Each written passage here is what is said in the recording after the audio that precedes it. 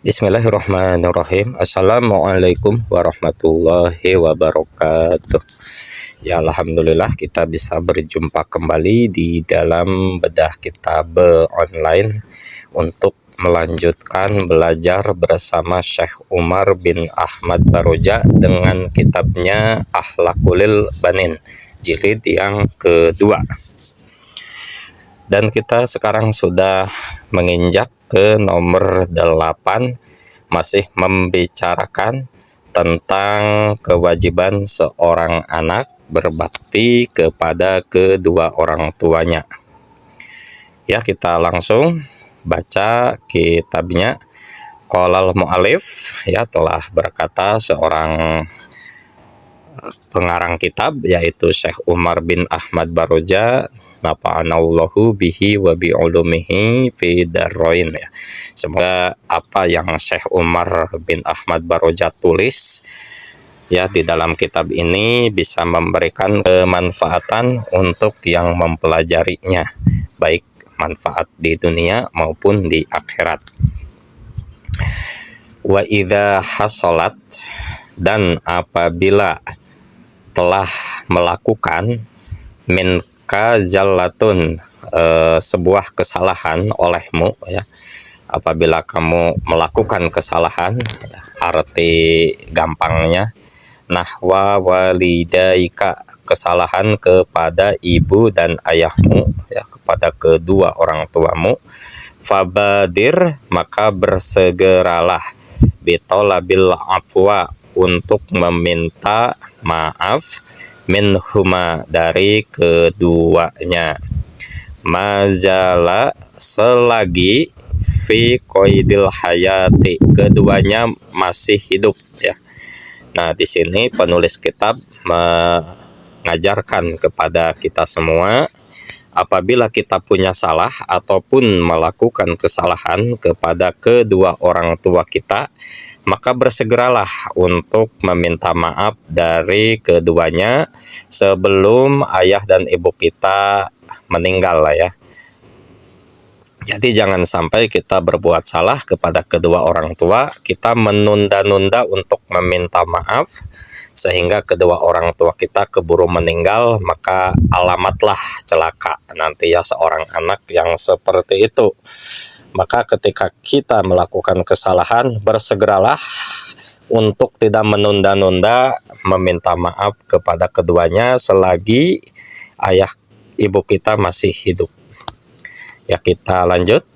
Wa'ahid, dan berjanjilah nafsaka, kepada dirimu, ala alla ta'uda, untuk tidak mengulangi lagi, ila misliha, kesalahan yang serupa yang pernah kita lakukan dalam diri kita, agar tidak kembali melakukan kesalahan semisalnya kepada kedua orang tua. Fa inna uqubatal uquqi, karena sesungguhnya hukuman durhaka kepada kedua orang tua itu, mu'azzalatun, disegerakan, fid dunia, di dunia, la siyama, apalagi ba'da wafatil walidaini, apalagi setelah kedua orang tua kita wafat. Ya, maka di sini harus hati-hati, ya. Hukuman mendurhakai orang tua itu, ya, itu hukumannya disegerakan sejak di dunia mula, tidak menunggu sampai dihukum di akhirat, tapi di dunia pun sudah ditampakkan, ya, hukuman yang durhaka kepada kedua orang tua. Apalagi kalau kedua orang tua kita sudah meninggal, sudah wafat, kita belum sempat meminta maaf kepada keduanya, maka siap-siaplah untuk dipercepat azabnya di dunia, ya. Naudzubillah summa naudzubillah. Ya, kita lanjut ke halaman berikutnya.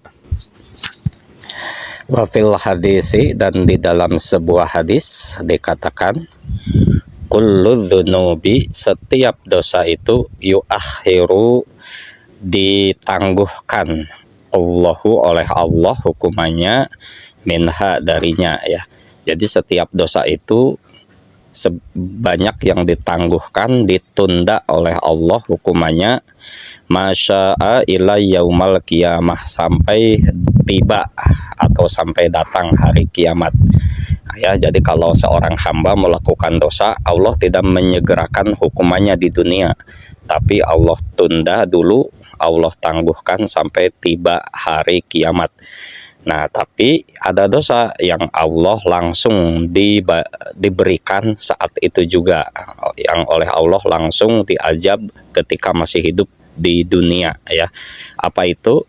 Yaitu illa uquqal walidaini. Jadi semua dosa Allah tunda hukumannya sampai datang hari kiamat, illa uquqal walidaini, kecuali dosa durhaka kepada orang tua. Maka kalau dosa kepada orang tua, fa innallaha, sesungguhnya Allah, yu'azziluhu, menyegerakannya atau mempercepatnya, li syahibihi, kepada pelaku yang durhaka kepada orang tua, fil hayati, ketika dia masih hidup, qoblal mamati, tidak usah menunggu dia mati ya. Nah, maksudnya dosa kepada kedua orang tua itu azabnya tidak usah menunggu dia mati ya, tapi ketika dia masih hidup di dunia pun Allah sudah berikan hukumannya ya. Contoh yang terkenal adalah Malin Kundang ya. Terlepas itu legenda ataupun kisah nyata, tetapi kisah Malin Kundang itu adalah pelajaran berharga bagi kita semua, agar kita tidak berani-berani mendurhakai kepada orang tua kita ya. Karena Malin Kundang dikisahkan dia durhaka kepada ibunya karena tidak mau mengakui ibunya yang sudah membesarkannya dari kecil sampai dia dewasa. Setelah dia punya istri, maka ibunya mengutuknya menjadi batu, lalu jadilah Malin Kundang menjadi sebuah batu ya. Itu hukumannya baru di dunia ya, baru hukuman di dunia Malin Kundang dikutuk jadi batu. Di akhirat belum ya, di akhirat nanti lebih besar lagi azabnya dari Allah. Naudzubillah summa naudzubillah. Ya, kita lanjut baca kitabnya. Wajaa, dan telah datang, rojulun, seseorang laki-laki, ilan nabiyyi sallallahu alaihi wasallam, kepada baginda Nabi Muhammad sallallahu alaihi wasallam, yatlubu, mencari si laki-laki itu, al bai'atu, bai'at alal hijrati, bai'at untuk berhijrah. Wakola, dan berkatalah si laki-laki itu, maji'tuka, tidaklah aku datang kepadamu, kata si laki-laki itu ya. Kita buka lembarannya sedikit lagi ya. Kita tadi sampai pada wakola, dan berkatalah si laki-laki tadi, maji'tuka, tidaklah aku datang kepadamu wahai baginda Nabi, hatta abkaitu, sebelum aku membuat nangis, walidayya, kepada ayah ibu dan kepada ayah dan ibuku.